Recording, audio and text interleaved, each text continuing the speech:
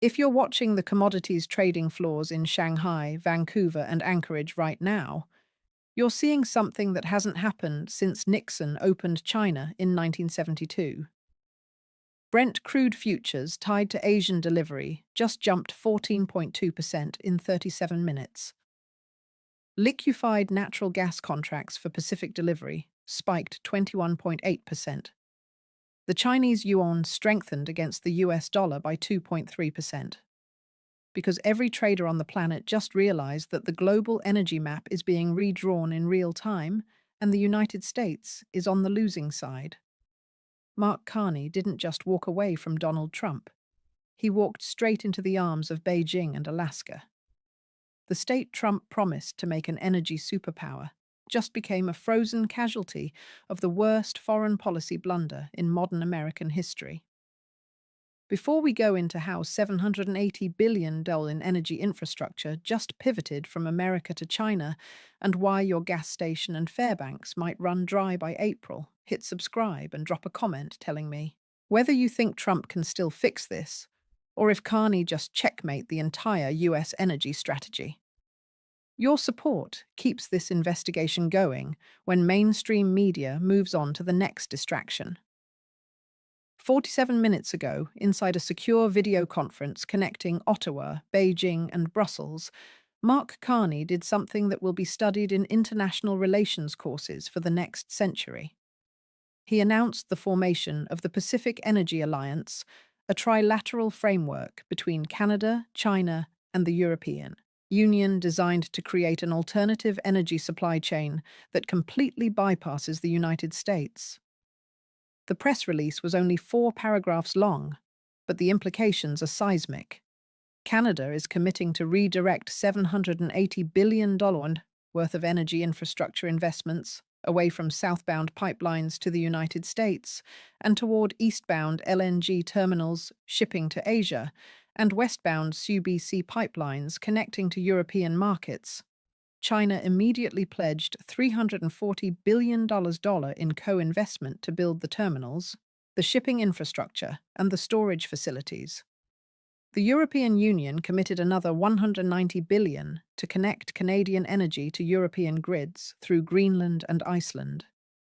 The total package, $1.31 trillion, is the largest energy realignment deal in human history, and it cuts the United States completely out of the equation. We know this happened because 3 sources, one from the Canadian Natural Resources Ministry, one from a Chinese state investment fund, and one from a European energy consortium, all confirmed the same details. The video conference was scheduled weeks ago as a contingency plan, something Carney had in his back pocket in case Trump completely torched the USC energy relationship. Trump torched it. Carney pulled the trigger. The deal that was supposed to take 18 months to negotiate was finalized in 11 days because China and Europe have been waiting for this opportunity for a decade. They've been trying to break Canada away from US dependence since the Obama administration, and Trump just handed them the justification they needed. When Carney opened the call, he didn't waste time on pleasantries. He said, "The United States has demonstrated through repeated actions that it views Canada as a resource colony rather than a sovereign partner. We have therefore decided to diversify our energy exports to partners who respect mutual sovereignty and long-term contractual stability." Then he laid out the framework. Canada will freeze all new pipeline construction pointing south into the United States. Existing pipelines will continue operating under current contracts, but no expansions, no capacity increases, no new projects. Instead, Canada will build 3 mega LNG terminals on the Pacific coast in British Columbia, specifically designed to ship natural gas to China, Japan, South Korea, and Southeast Asia. Each terminal will have the capacity to export 22 million tons of LNG per year. Combined, that's 66 million tons annually, which is roughly 40% of current US natural gas imports from Canada.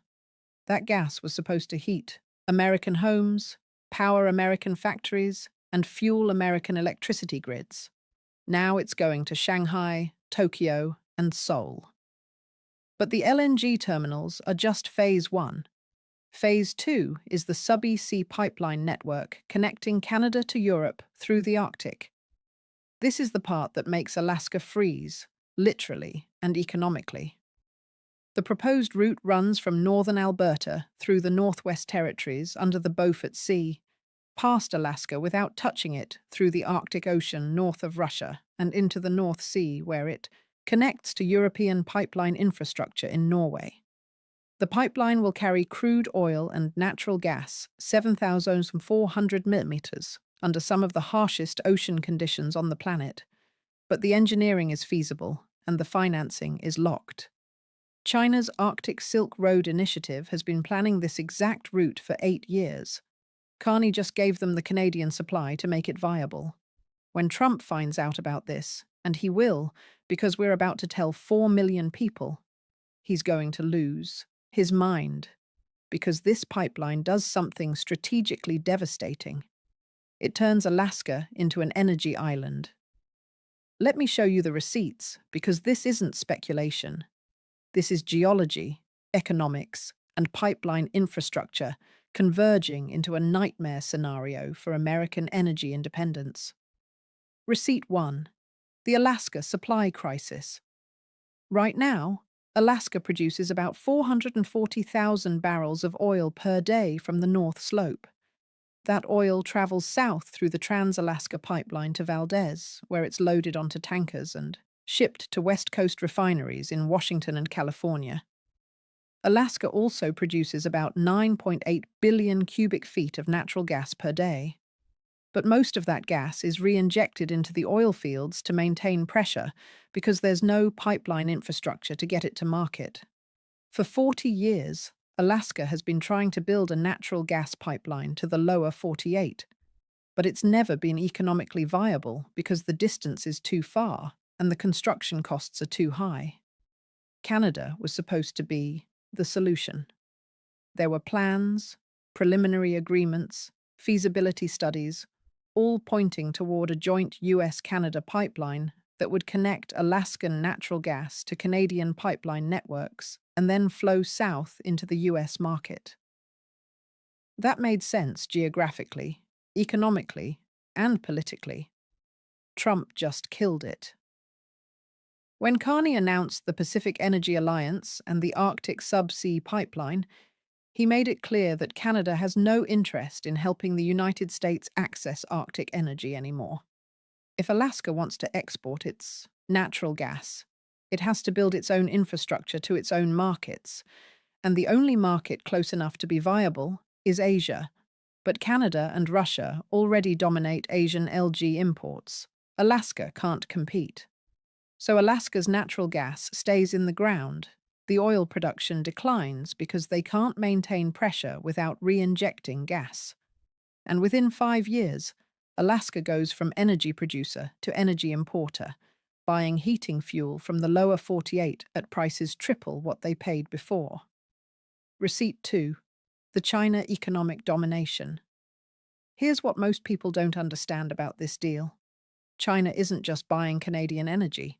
They're buying the infrastructure, which means they own the leverage. The $340 billion China is investing isn't going into Canadian government coffers. It's going into joint venture corporations where Chinese state-owned enterprises hold 49% equity stakes. That means China will own 49% of the LG terminals, 49% of the shipping fleet, 49% of the storage, facilities, and 49% of the distribution networks. In practical terms, China gets to decide where Canadian energy goes, when it goes, and at what price, as long as Canada gets paid. If there's a supply shortage, China prioritizes Chinese buyers. If there's a price spike, China locks in long-term contracts at discounted rates because they own the infrastructure.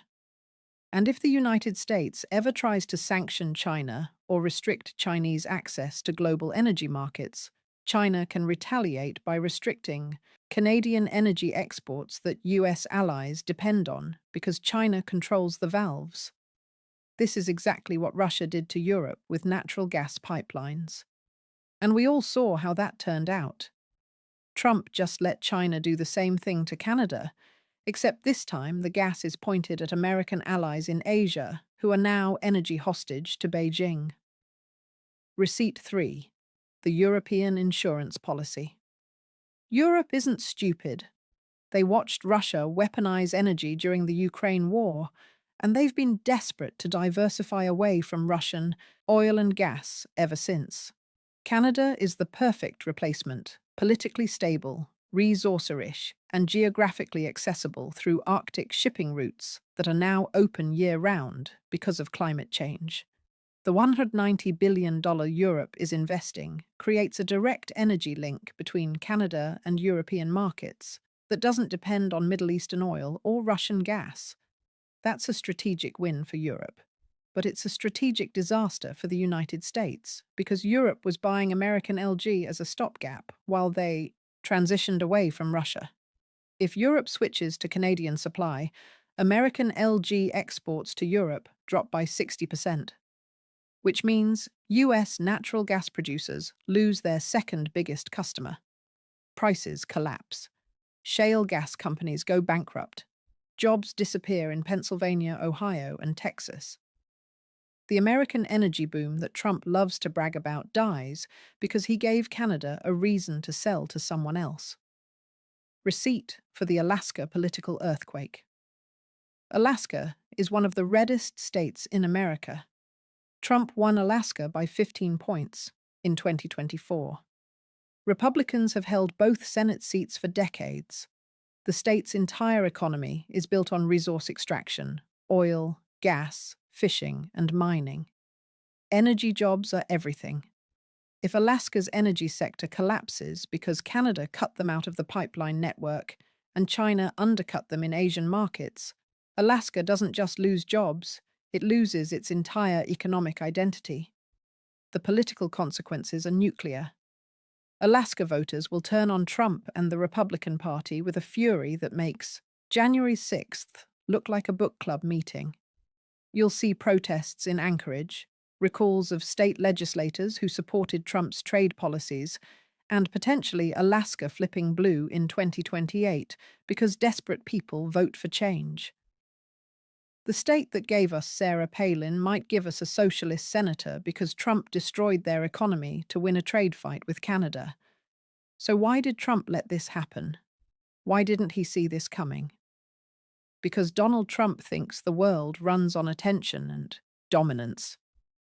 He thought that if he yelled loud enough and threatened hard enough, Canada would fold. Carney would apologize, and America would get everything it wanted. But Carney isn't watching Fox News. Carney is watching commodity futures, currency flows, and shipping routes. While Trump was tweeting about making Canada pay, Carney was on the phone with Xi Jinping and Ursula von der Leyen, building the coalition that just made America irrelevant in global energy markets.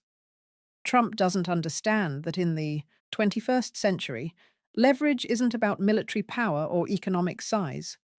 It's about who controls the supply chains. Canada controls oil, gas, uranium, rare earth minerals, fresh water, and timber. China controls manufacturing, rare earth processing, and the largest consumer market on the planet. Europe controls technology, finance, and regulatory standards. The United States used to control all three through alliances and trade agreements. But Trump spent 8 years, 2 terms with a break, tearing up those agreements, insulting those allies, and assuming America could go it alone. Now America is alone. Canada doesn't need us. China doesn't fear us. Europe doesn't trust us. And the $780 billion deal Carney just signed is proof that the world has moved on. Notice what Carney did. He didn't declare war. He didn't cut off supply tomorrow. He didn't weaponize energy like Russia. He just quietly, calmly, professionally redirected future investments to partners who treat Canada with respect. That's not a tantrum. That's a divorce. Canada looked at the United States and said, We're done waiting for you to grow up. We found better options. And those better options are thrilled to have Canada on their side because every strategic planner in Beijing and Brussels has been dreaming of this moment. For decades, the United States has had an unbeatable geographic advantage. We're bordered by two oceans, friendly neighbours to the north and south, and no credible military threats within 5,000 miles. That geography made us safe, rich, and powerful. But geography only matters if your neighbours stay friendly. Trump just turned our northern neighbour into a strategic partner of our biggest rival. That's not losing control, that's losing the game. The implications for Alaska are immediate and brutal. Within 6 months, Canadian energy companies will stop bidding on Alaskan pipeline projects. Within 12 months, Asian LG buyers will shift contracts from potential Alaskan supply to guaranteed Canadian supply. Within 18 months, Alaska's oil production will decline because they can't maintain reservoir pressure without natural gas reinjection infrastructure that now has no market. Within 24 months, Alaska enters a recession that makes the 1980s oil bust look mild. And the tragedy is that none of this had to happen. There was a deal on the table. Canada was willing to work with the United States on Arctic energy development, joint infrastructure, shared investment, mutual benefit, all. Trump had to do was treat Carney like a partner instead of a subordinate. But Trump's brain is stuck in 1985 when America could bully anyone, and everyone had to take it. Carney just proved that 2026 is different. So what happens next? We're standing at a junction where every road leads somewhere painful. Scenario A, the emergency capitulation. Trump wakes up, reads the intelligence briefing, sees that Alaska is about to economically collapse, and panics. He calls Carney directly, no intermediaries, and begs him to reconsider. He offers to restore the original energy deal, promises no more ultimatums, maybe even apologizes in private. Carney listens, but the leverage has shifted. Canada now has $1.31 trillion in commitments from China and Europe. Walking away from that would destroy Canada's credibility with its new partners. So Carney offers a compromise. The US can join the Pacific Energy Alliance as a junior partner, contributing investment and receiving supply, but not controlling the infrastructure. Trump would have to accept that Canada makes the decisions now, not America. That's humiliating, but it saves Alaska. Scenario B, the retaliatory spiral. Trump sees the China deal as a betrayal and decides to punish Canada. He imposes sanctions on Canadian energy companies doing business with China. He threatens tariffs on all Canadian goods entering the US. He deploys Coast Guard vessels to the Beaufort Sea to intimidate Canadian pipeline survey ships. Canada responds by invoking NATO Article 4, calling for consultations because a NATO ally is threatening them. Europe sides with Canada. The alliance fractures. China offers Canada military protection agreements. We're not in a trade war anymore.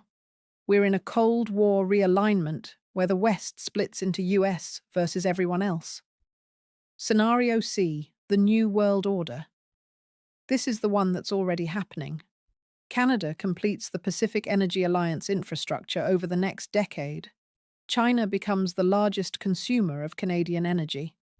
Europe gets energy security without depending on America.